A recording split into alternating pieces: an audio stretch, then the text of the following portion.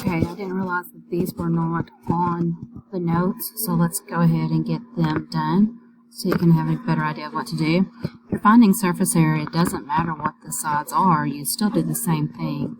2 length times width plus 2 length times height plus 2 width times height.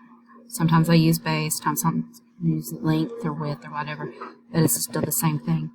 Now on this, all of these are the same number, okay? So you're going to put U into all of them, and you are supposed to get 24 whenever you do the problem. Now, U squared, U times U is U squared, and the 2 in front of it, and you have 3 of them. So if you add like terms,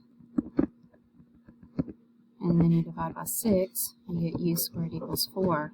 So to undo that, you square root it, and U equals 2, and that's what we were supposed to do.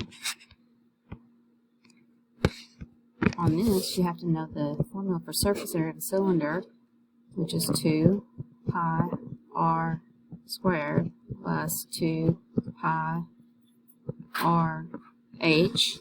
And whenever you do that, on this one, you're supposed to get an answer of 2041. So we're going to put 3.14 in for pi. We're going to put 13 in for the r.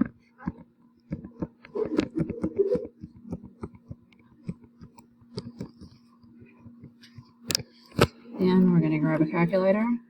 2 times 3.14 times 13 squared is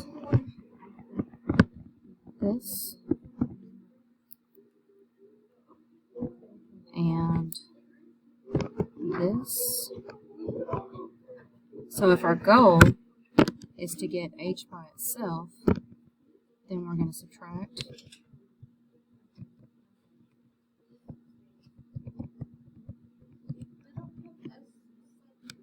So 2041 minus 1061.32 is 979.68.